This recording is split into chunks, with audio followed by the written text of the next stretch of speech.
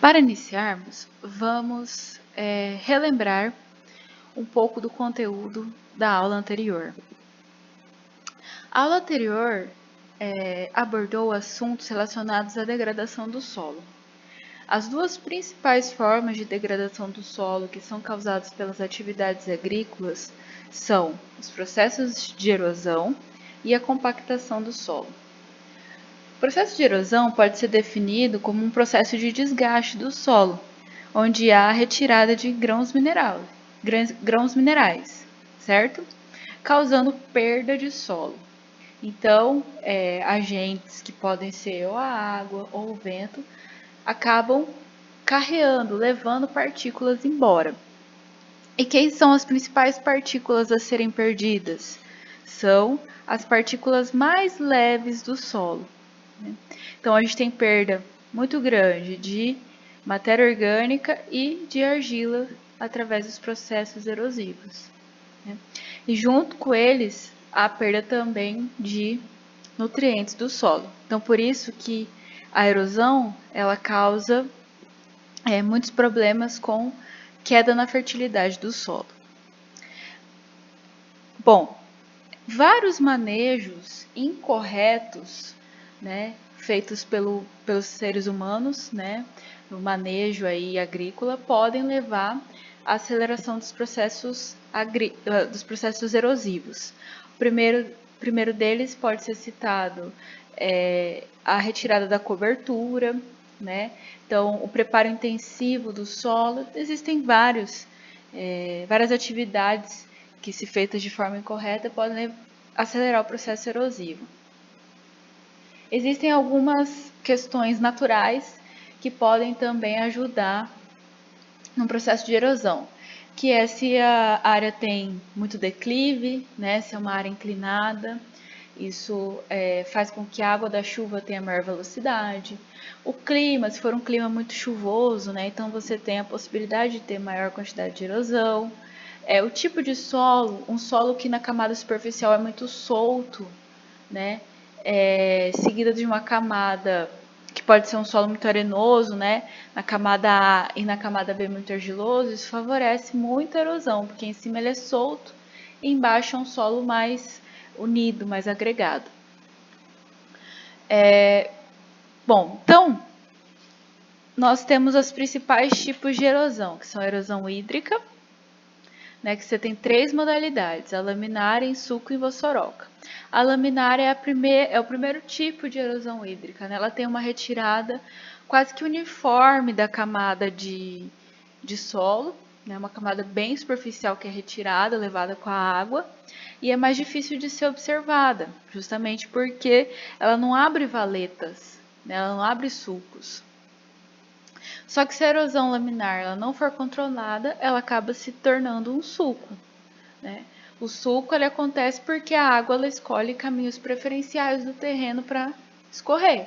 Então, ela vai levando o solo que está ali naquela área e vai abrindo realmente canais. E as vassourocas vão ser o aprofundamento desses sulcos. E quanto mais tempo levar para se corrigir um sulco, pode-se ter uma vossoroca. E a gente tem a erosão eólica, que é causada pela ação dos ventos. No Brasil, as áreas que mais sofrem com erosão eólica vai ser no sul e no nordeste. Para nós, nem tanto, justamente porque lá a velocidade do vento é muito maior. A questão da erosão eólica é mais fácil de ser controlada, É só você colocar uma cobertura sobre o solo, então você já consegue controlar a erosão eólica. Já a erosão hídrica, ela precisa de outras metodologias para ser controlada, para ser evitada, E esse inclusive é o tema da nossa aula de hoje. Bom, outro processo de degradação do solo é a compactação. O que é a compactação? Ela é um processo decorrente da manipulação intensiva do solo. Então, seja prática de estorramento intensivo, preparo intensivo do solo, seja o trânsito de maquinários na mesma área, O que vai acontecer? O solo vai ficando compactado, ele vai perdendo sua porosidade, né? E reduzindo de volume, ele vai ficando mais denso, né? Porque é como se realmente aquele maquinário, né? O que está passando ali, o trânsito na camada superficial ali do solo, vai fazendo com que ele seja pressionado, né? E aí ele acaba perdendo a sua porosidade e ficando compactado. Quais são os principais causadores de compactação? Impacto da gota da chuva. Uma gota de chuva pode causar compactação? Sim, compactação superficial, tá? Que a gente chama de selamento superficial. Isso acontece muito em solos que estão ali na entre-safra, que ficam descobertos, né?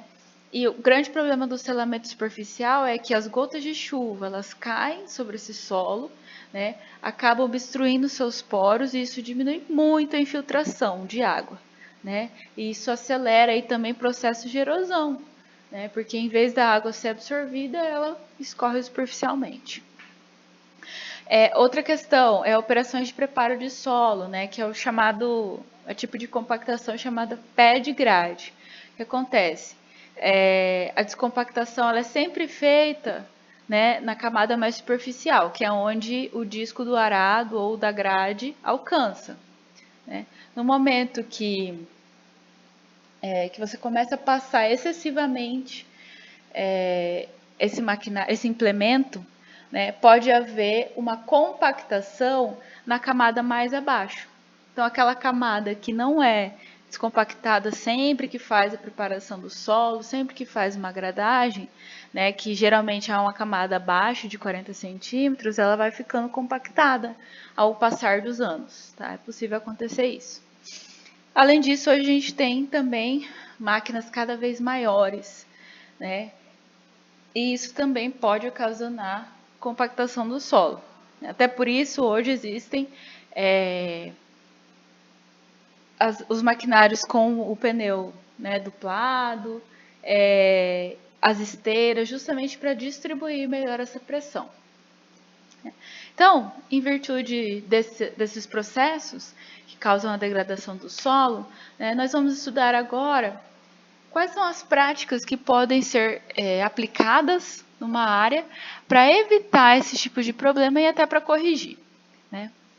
Bom, elas são chamadas de práticas conservacionistas. O que são elas? São técnicas utilizadas para minimizar o impacto dos agentes erosivos ou qualquer outro que cause esgotamento do solo, seja químico, físico ou biológico.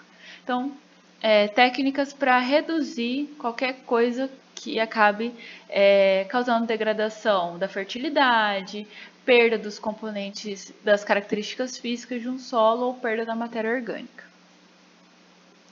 Bom, existe uma classificação para essas práticas conservacionistas. Elas são classificadas em práticas vegetativas, edáficas e mecânicas, certo? Essas práticas, elas são complementares e elas podem ser aplicadas mais de uma numa área, né? Posso aplicar uma prática vegetativa, edáfica e mecânica junto para a conservação do solo? Pode, sem problema nenhum. Vamos começar pelas práticas vegetativas. Bom, as práticas vegetativas são aquelas que utilizam a vegetação, né, seja a vegetação viva ou os resíduos de culturas, para promover proteção do solo. Proteção em relação ao quê? Amenizar o impacto da gota da chuva, né? Então, ela reduz o impacto direto da chuva sobre o solo. Então, diminuindo principalmente a velocidade de escoamento superficial, ajudando a infiltração, em reter a água, enfim. Para esse escoamento superficial, acaba levando, né, as partículas, como a gente viu ali, mais férteis do solo embora. Então, tudo que você quer é reduzir esse problema. Além disso, essas práticas são muito importantes para conseguir o aumento da quantidade de matéria orgânica no solo, tá? Quais são as práticas de caráter vegetativo que nós vamos ver na aula? Rotação de cultura, cobertura morta, adubação verde e quebra-vento, mas existem outras, tá? Essas não são as únicas práticas de caráter vegetativo, mas nós vamos nos concentrar em algumas. Vamos falar primeiro da rotação de cultura.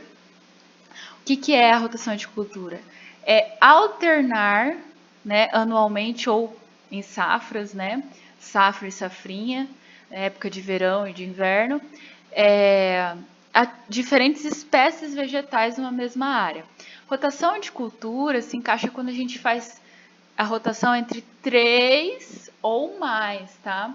Quando é só rotação entre 2 culturas, tá? A gente chama de sucessão, certo? Então, o milho e a soja, né?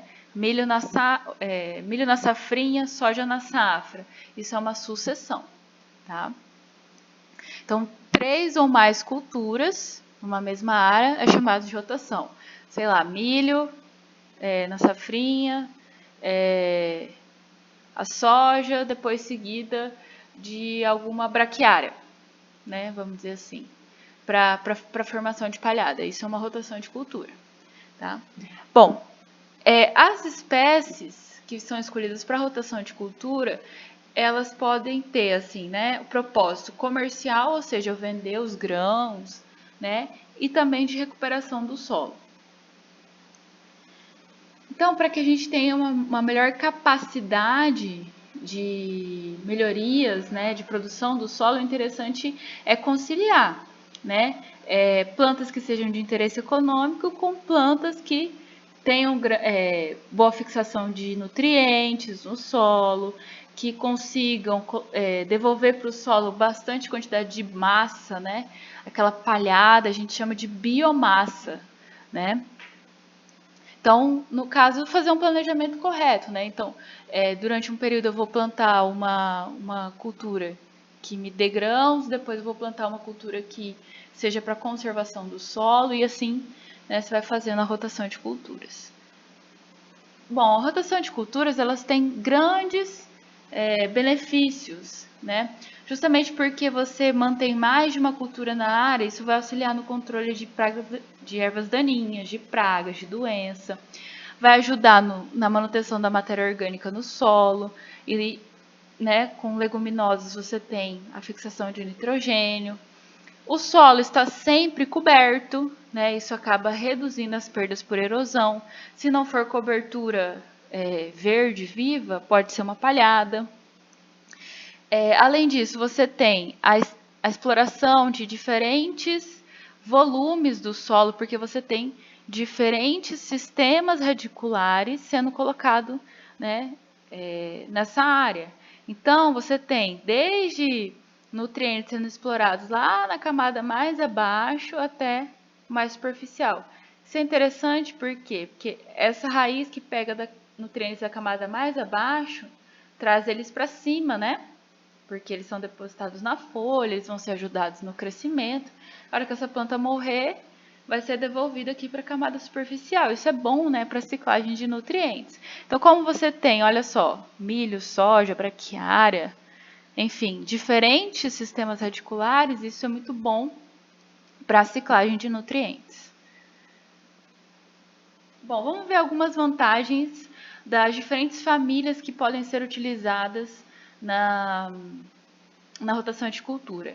Quem são principalmente as famílias de plantas mais utilizadas? As gramíneas e as leguminosas.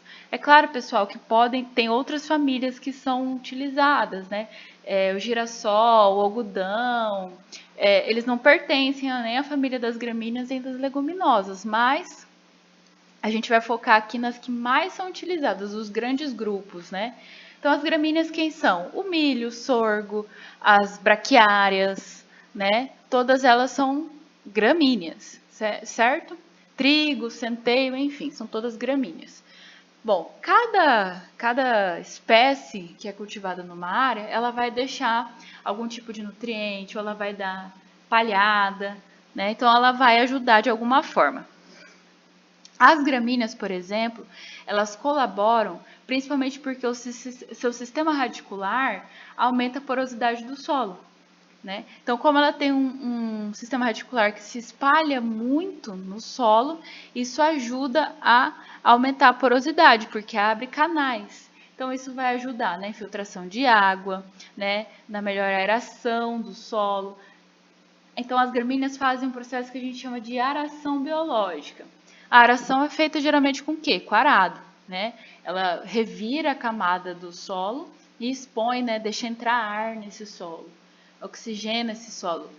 A mesma coisa o enraizamento das plantas vai fazer, principalmente de gramíneas, né? Que estão circuladas aqui. O milho, o milheto, enfim. O que é o interessante delas? Como elas têm esse enraizamento profundo, a cultura que vier depois dela consegue enraizar melhor, porque ela usa os caminhos que foram abertos pela cultura anterior.